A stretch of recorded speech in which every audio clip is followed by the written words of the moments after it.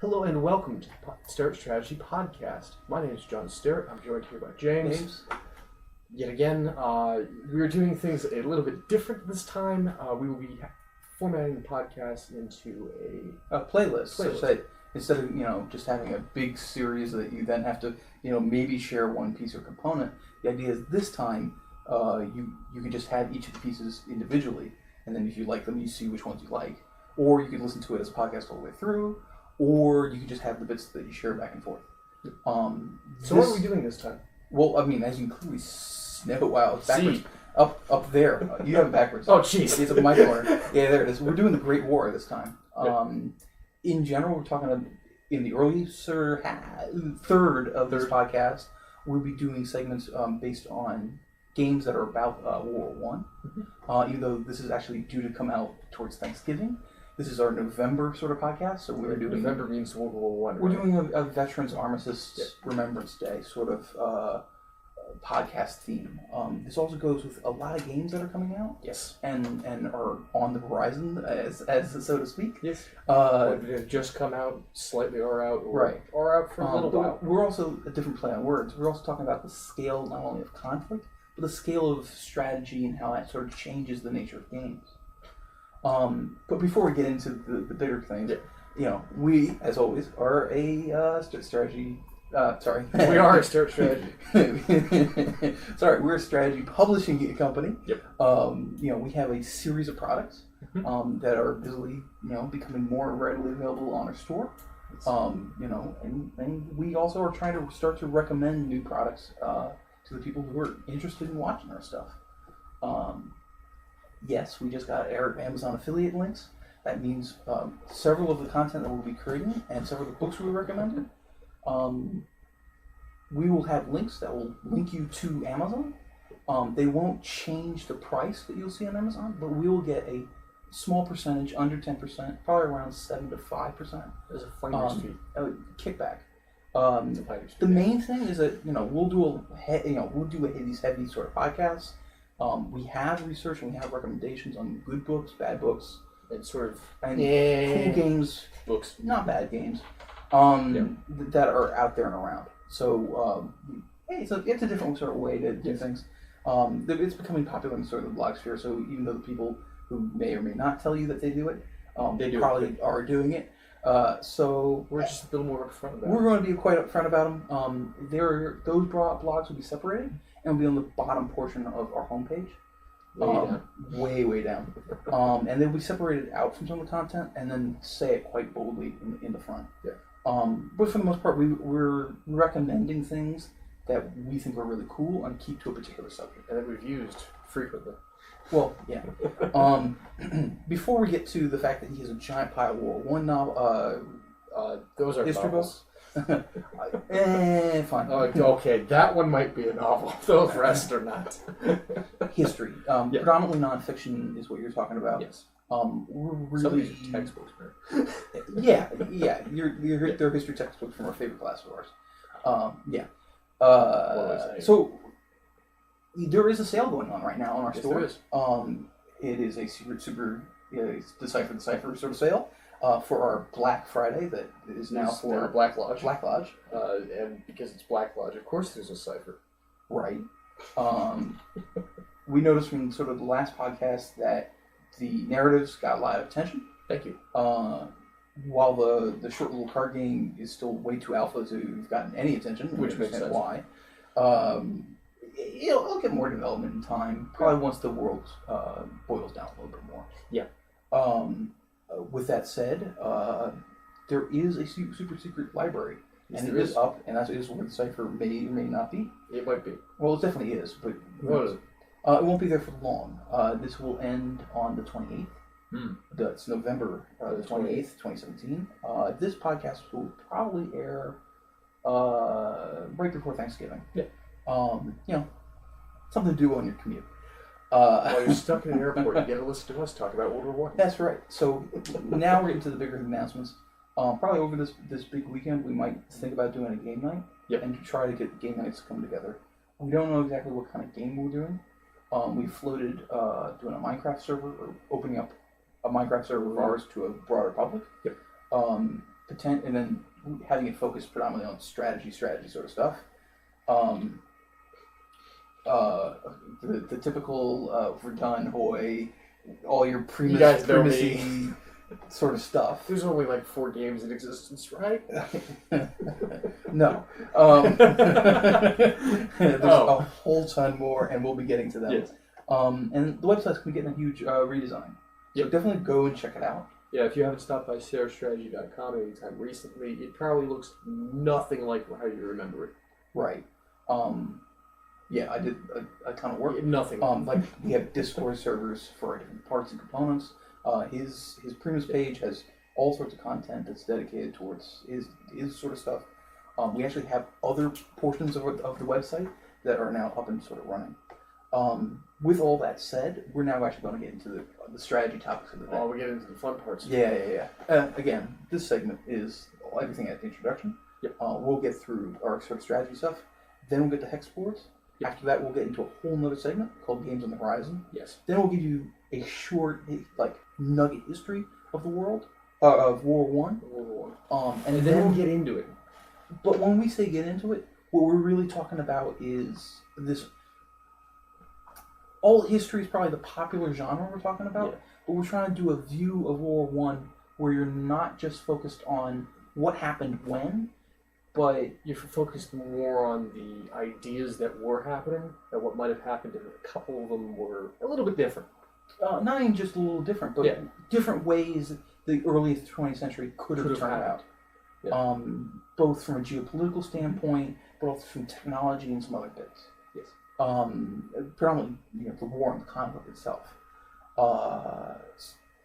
We probably won't be entirely inclusive of everything going on, but it's a different sort of perspective on history. Yes. And we're not trying to replace Indy Nidell and being this is World War I by minute by minute by minute by minute. Yeah, or the week by week, and then some big topics. I mean, a fantastic series. Amazing series. Equally, we're not doing the extra history. Nope. This is exactly what happened. There's a really cool narrative-driven. And here's a whole bunch of cartoons. This is very much these are all the different ways it could have shaken out, and here's some different things you probably haven't heard of what could have been, would have been, maybe been. And how we're this close to these 3 things happening. And how if you just change your plan by little bits, you can have major changes on the whole scope of history. Which might be why I'm knee-deep in papers. Yeah. While his side of the table is covering that, my side of the table is covering some different stuff. I'm focused more on the strategy. All right, so we'll get into some popular topics. This is actually a blog that I ended up publishing, which probably publishes directly when this podcast comes out. Because we're just going to do a big dump over Thanksgiving. We've sort of been writing this up last couple of weeks. Yeah, last couple of weeks. As we sort of been building stuff. So Thanksgiving's coming. Publish then. Right.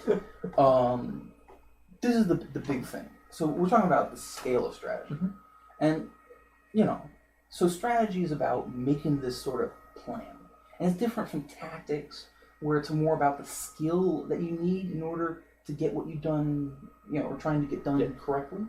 Or in many of these cases, we're talking about wargaming, where you're trying to, take my little group of guys and go over there. Right, get land and accomplish objectives. But in general, we were talking about this across all forms of strategy. That in your personal life, that within gaming, that within all kinds of different things. Yeah. So these sort of 4 major groups that I'm going to start talking about really are probably the 4 different levels that you want to think about where your plan is headed and how you should plan. Because these 4 different levels are probably each have their own caveats about how you should think about how the world, in this case, the Great War is interacting with what you're trying to do, but also how everything is sort of interacting. I'm going to start at the simple level, which is very close to that tactical level, which is I'm calling the first person. I'm going to give you examples of games, because that's really what this is all about. Because we are, after all, a game company. We like games. You're here for games, man. You're here because games. All right, so we all know what the first-person genre is, right? We're talking about shooters. But we aren't necessarily talking about shooters. There was a 1980 game, which is one of our favorites to go way back when, which is called Ace of Aces. Oh, yeah. It is 2 flip books that emulate 2 Dueling biplane fighters Yep. from World War One. And don't tell me that's somehow a shooter because there's no graphics in it, so clearly it's not a shooter. It's a shooter. The idea is that Yeah. it works like pick the next page Yes. sort of novels, except you have two of them. So Yes. one person picks like fly up, fly right, fly left, fly Or down, do certain and do a maneuvers. certain like maneuver or whatever. And then the other person picks that, and then if you pick conjoined, it goes to the next page. We'll probably have a whole nother link to like how this works, and maybe a little short demo playthrough. Considering like he completely schools me as the Red Baron, like Uh, almost outright. I like German planes, man. It is a neat little title. It definitely, as wargaming went, It was since something a new lot and of very wargaming at particularly in 1980 in the late 70s looked like this. This is This is Panzer yeah, Blitz. this is Panzer Blitz. Probably the hottest selling, The largest hex and shit. hex and based shit game. style war game at the time. Yep. Besides that, you had miniatures Yep. where you have small figurines and then you measure out the distances. We plot all sorts of things. That kind of stuff is what wargaming was known. What Aces brought is you didn't have to think about all of the tactic Firepowers plan of and your firepowers Panzer and the rest of that units. kind of You just had to play. mathematics. You just had to take a very human approach to it. Where am I going? And the book itself brought that.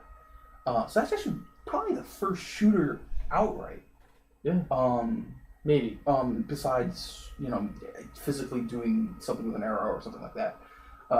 Well, Besides World War Again, game means there aren't physical consequences in the real world. Oh, right. Okay. I know, I've been a little loose and wild with some definitions here. So that's sort of the World War One's that first person point of view is very much the blow by blow. Skill is what you're really trying to focus on, and it's like the daily grind sort of stuff.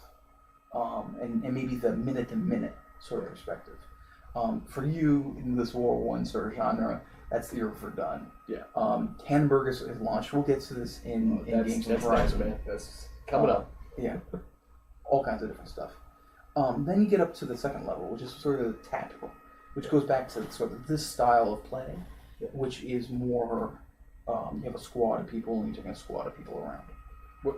Whether your squad is literally one squad or a fistful or slightly larger. Right. The popular titles in this are Panzer Blitz and Squad Leader, but there are actually some full War.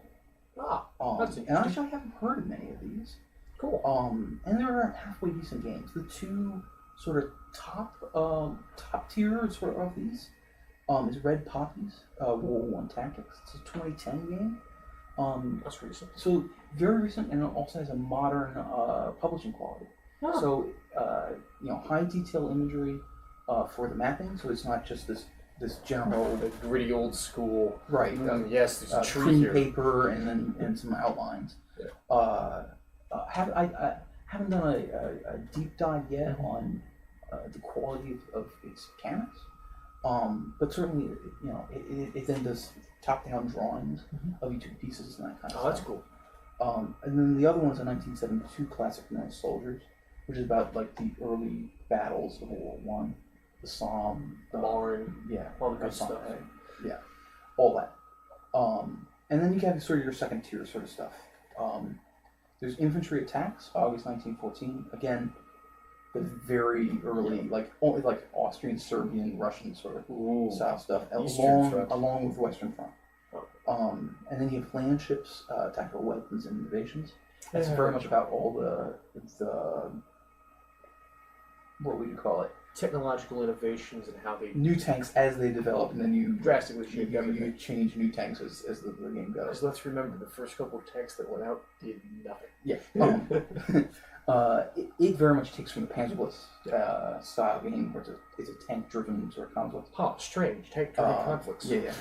Very popular in this sort of subgenre, which is almost the entire genre of strategy in terms of percentages. Sadly. But it's one from 1914 through 1918, so you normally don't get that. Actually tank shaping conflict. wars slowly. Yeah. And also, it's really early tanks, so who knows if they were. those are sort of mid-tier sort of games in this particular genre and period of war. And then one that I haven't quite found its ranking on Board Game Geek is Wassail Tankerstrand. It's I think a German design game that came to the States, and it got launched I think in 2010. And it's had 2 recent editions in 2015 and 2017. It's gone from a light print to actually backing, and backing as in the cardstock underneath the paper, and again a high art, high sort of stuff. It could probably be on par with Red Poppies. I don't have enough sort of detail. I haven't played all these myself. It's true. I would know. I have played Red Poppies. It is quite good. Yeah. So those are all sort of the squad leaders that you wouldn't normally hear about. Yeah. There are a lot of people who back in the 70s and 80s did almost what we would call mods today. Yeah. Where they're using advanced squad leader or squad leader to then make maps and battle plans for your typical World War I style battles. So that means, you're still playing predominantly with almost entirely infantry, and a couple of artillery, which are drastically unlike those games as they normally play out. They normally play out with piles of tanks everywhere. Squad leader normally is about infantry. Oh, right. Panzerblitz was almost exclusively about tanks.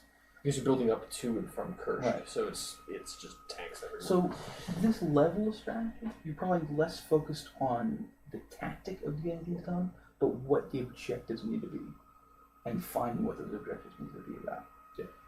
And this is just you'll get a map of a tabletop size. We're on now a 42 inch square table. Probably only get something about half that to focus on, and then it's about transversing that whole area and breaking up your task that you get given. Then you move on to probably one of the most popular games ever about World War I. I mean, this is the two here are right big apart because they technically are separate. Yes. So these are the two most popular games. The most popular game is Diplomacy. Yes. Which is a Avalon Hill. Very old classic. school, very classic. Well, I'm not going to let you break away and start talking about later. that.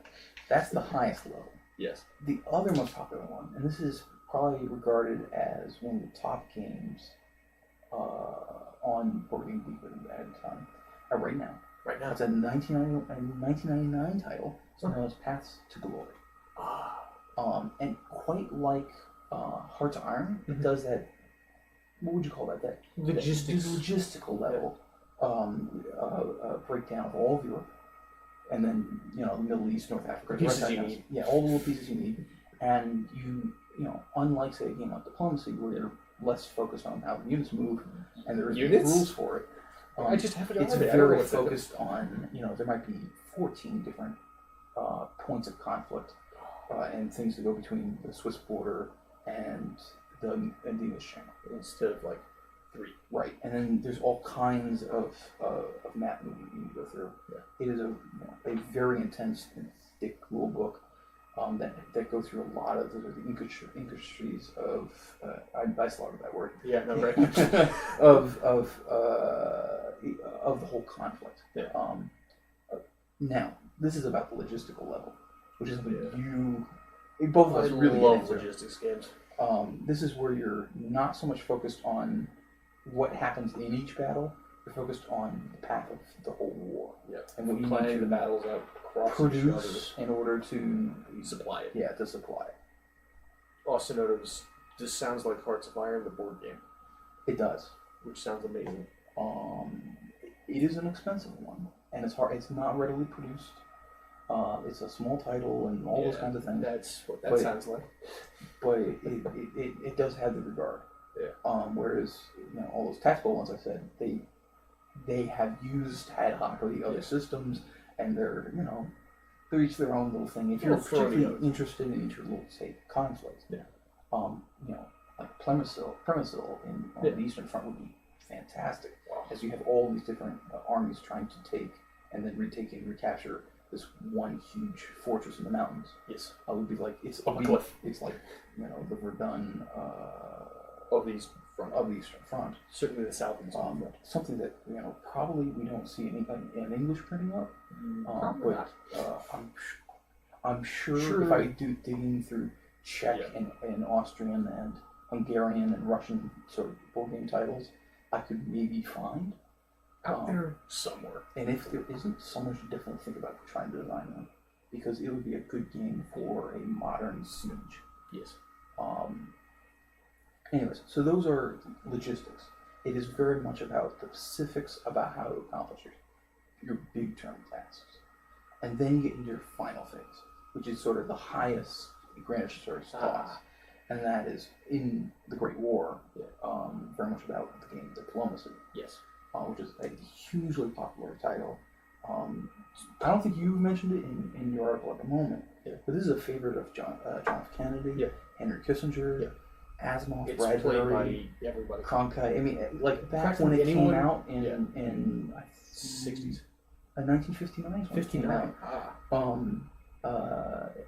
Like it was a It was major seller. You replaced chess for a little while. Yeah, for a particular crowd of people. Yeah. So you were very. I mean, you actually play. Oh yeah. For those of you who might not know, I have played Diplomacy a little too much. Also, as I am on playdiplomacy.com, and I'm a little bit ranked. Let's just leave it at that. Yeah, but you haven't played in a few years. On playdiplomacy.com, you just do the convention circuit. Occasional convention or the occasional. Hey guys, let's go play Diplomacy. Oh yeah, sure. Let's see what happens. Yeah. Oh crap. So the basics of that game is I call them negotiation diplomacy games, not just because the game's called Diplomacy, but because the thing you're trying to play for is less about the tactics or logistics or any of the details of the situation. It's just about the general gist of it. Right. So it's like you as one nation, are you going to go towards one way or towards another way? Or are you going to fight against one country or another country? All of them. And the gameplay of the war isn't quite significant, but the whole paths that you need to choose between, it really becomes the decisions you need to make about what conflicts to pursue. Yeah.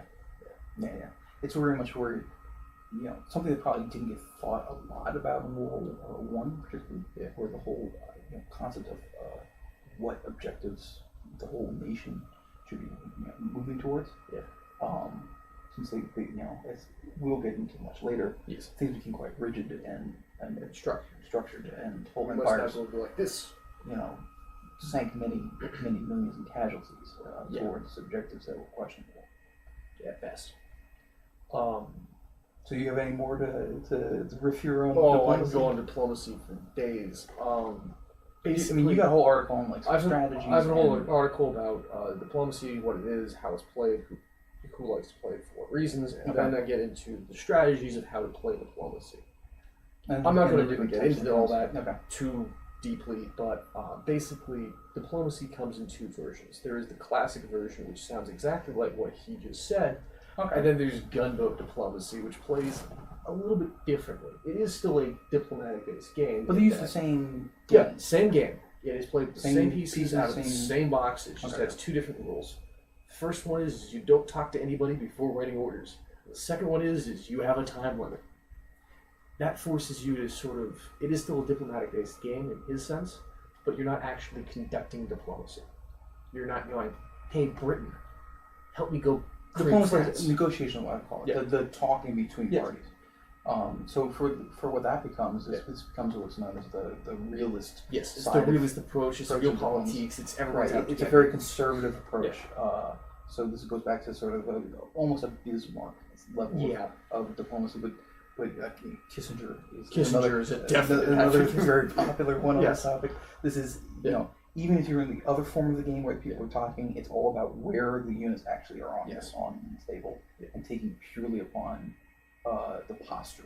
Yes. Whereas the other side of play is very much about building trust, or destroying it. Yeah. Or knowing when to destroy trust, which is very important, especially if you're playing as Germany. Anyway. Yeah, Yeah. or any of them for that matter. Because yes. an Italy and an Austria. Italy and Austria. Any of also them, kind the middle ones are but you have to play people off each other. Yes. This is pretty light we're getting here in the podcast for Yeah. these sorts of starts. But you got, I mean, I think you very clearly would recommend Diplomacy. I would recommend Diplomacy, but I don't recommend Diplomacy as a game that it's not like the rest of the games where I would recommend, where I'm very much recommending because it's tactically interesting or because it's a tactical strategy thriller. Okay. Diplomacy is more of that later game that you can actually whip out with other people. I would put it as there's a Risk is probably the really big one that most people play. Yes. Right, that has the biggest popularity in the rest of that. The one everyone knows. And if you got people who quite like Risk, but they want something have a little more to it. A little more nuance in Yeah. play. Yeah. A little more, I need to talk to people. A little more, I need to scheme better. Right. I can't just murble out my way across Europe. And then once you get people playing up to that, Yeah. then they pop into that logistical sort of play, and then the whole rest This is sort of the gateway drug to So I would.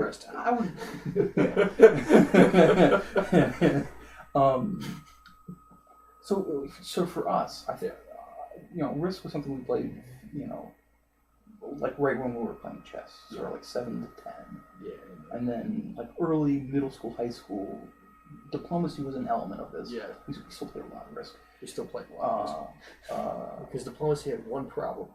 Combat Diplomacy is really unfulfilling. You bounce off each other 90% of the time. Which is definitely why Path to Glory came about. Yeah.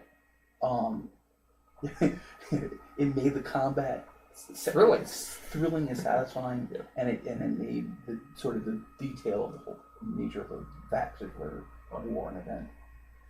Yeah, it fulfills all that sort of stuff. They could just produce it in a way that you can readily get it. I mean, it probably currently sells for about $80. That's not too bad for a strategy. I would assume, for a light small print, it's about that.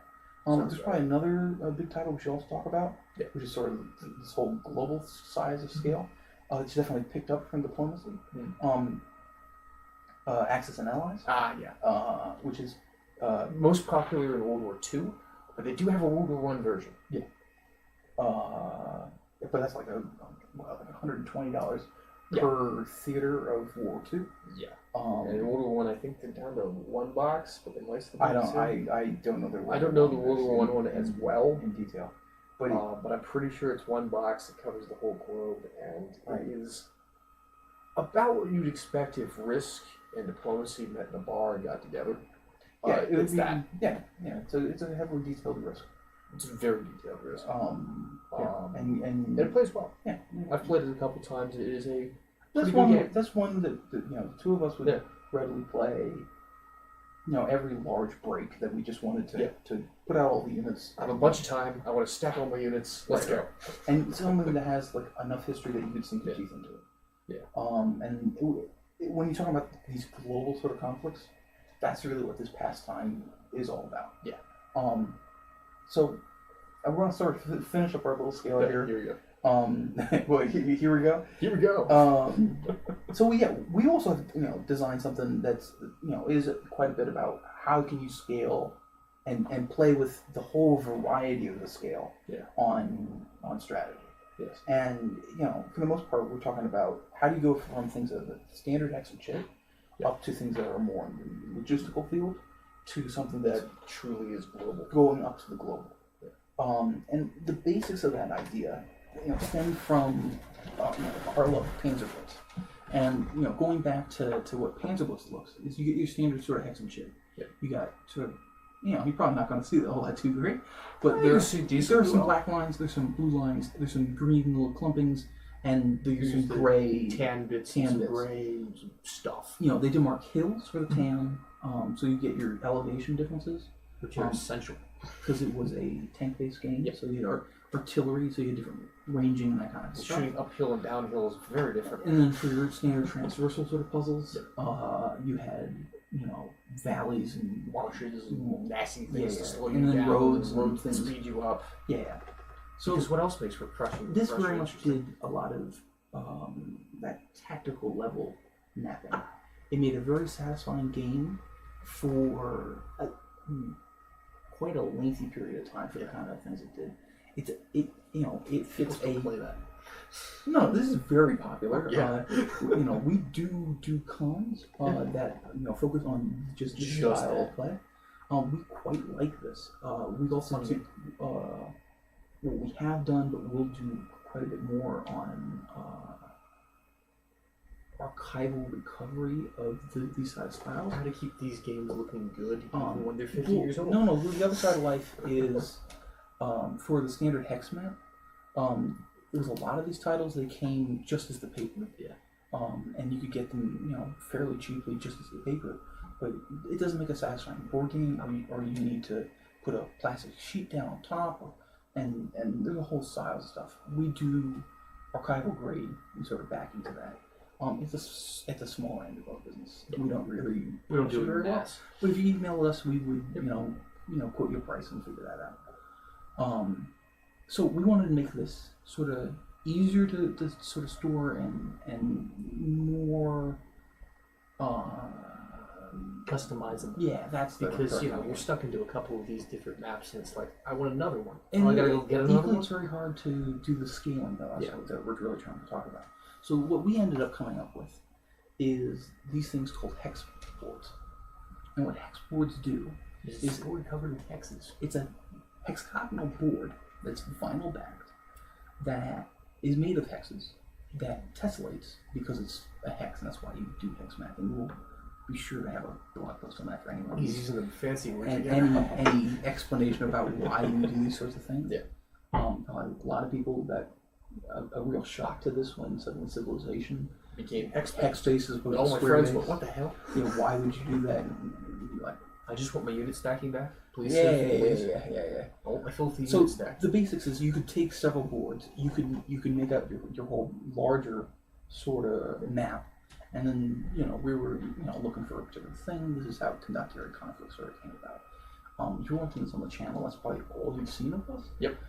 We've done actually a couple other things that if you go to the website, we'll figure out that will eventually filter into the YouTube channel from there. If you're watching this on the website, You know what we're talking about. this actually isn't up at the moment, but this will come up by the end of the month because we'll be re-releasing this. Because I've now recovered most of the inventory into the right stuff and made it available for shipping. Details that he's entirely ignored because he's doing marketing. I vaguely remember it happened. So the point of this is you have something that's roughly half a kilometer across. Yeah. Well, first up, we were trying to do medieval conflict, Which were as opposed to modern conflict. Yeah. In the sense that you could probably pretty easily break it up based on the distances of sort of infantry battalions and longbows. Yeah. How far a traditional English longbow would fire. Which is kind of important if you're having a conflict around Right. 1300. But for the most part, that size and scale of conflict Stayed around for a while. right, and then it's quite easily comparable to early gunfire and along the way. So Early even muskets, even up to master rank and file. unit tactics today. You probably smaller need some tactics. changes. At about World War One, World Wars maybe a little sooner, but for the most Late part, Crimea until then, about the Black Powder period, where rifling really became significant. Then you could start shooting about Once 1,000. you stop and play, once you replace your black powder with better powders and you get rifling. Very sorry. The point is, once you're capable of shooting downrange at about 1,000 yards, this half kilometer. Now I'm switching between metric and the other. I know, it's terrible. So this would be 500 yards ish. Yeah. Sort of units. You need to sort of rescale, not a huge drastically, problem. but it just means your hexes mean different things. Mm-hmm. But you can do that. Right, and it means that using this one particular system, you could talk about the whole scale of stuff. And the point we're trying to make was, we do leave open with this sort of system a game where you could, have your units moving across the map, and then if you're not using a particular, space, you could flip it over and it's unseen, and we could change the vinyl backing. Essentially, you vaguely know what it is. Or vaguely you don't know what it is. This is pretty true. And it makes a very customizable world that you could easily transverse. In sort of that traditional nature, we have very different rules about the nature of trees and that kind of stuff, and how you range up and down stuff. But Hills and mountains. yeah, because Transverse wasn't what you needed for medieval conflict. Yeah. Guys in plate mail don't act like tanks. Yeah. Sadly. Yeah, they have problems with tiny hills. I gotta look up that. Tank wouldn't even notice it. Tank go vroom vroom. So, this nature of scale of conflict and the scale of what you need for strategy is one that was rooted in this sort of system. And it, by having this unit-based tactics that say started at 50 meters circular or hex, to then up to a half kilometer, to then go up even higher to something that's like a Urban regions. Urban region. Yeah, a couple of villages around a town. Then you sort of get into this much more nuanced topic that I've been going down with sort of the Freebird creations and have not been sharing because we've been doing Black Lodge. Hey. That you could actually do world mapping this way, where you break up a whole planetary sphere into you want more than Fear. so often Fear's a you get, strong world. particularly with all these games that we mentioned that are on the logistical level and the global level, the way they do their maps is quite distorted, and the kind of unit placement they do is Just fishy. look at Africa. Annie in game made by versus Axis Allies. Yeah, it just It gets looks squashed, wrong. and the spaces that you move across aren't even. Because What do you tactically in mean? those games they just assume them away as being trivial, and they might have some off rules for them. Whereas in something like this, you would have to actually do all the counted spaces, and the battle that you would actually be able to fight in that would matter on all those individual hexes going across it. So this would make something, if you were doing a very exploratory game, something that needed that full sort of scale of the planetoid, that would become significant. I'm probably going to talk more about hex boards next month. Yeah. When we're doing more of a spacey thing, as I'm talking about my planetoids a little too much. Every time he says the word planetoid, I almost think he means plantoid. What? Don't ask questions. I play too much Stellaris. Okay. But that's definitely into a next month sort of thing. Yep. We're definitely going through our, how conflict can scale, and definitely how this map system could scale to meet a wide variety. So you could go very easily between being able to count up a system that was on this almost global sense to here's a regional map to here's a battlefield. Here's a battlefield to here's a person on that battlefield at that point. Which would be really entertaining to do. Yes, it would be quite complex. Here's my battalion Marines. Let's get them through. It actually could be quite interesting. Yeah, it would. More of that would actually be coming out pretty soon. And we'll get into that pretty soon. So we'll actually continue in the playlist right after this little hop and jump where we send you to a bunch of other videos. Yes.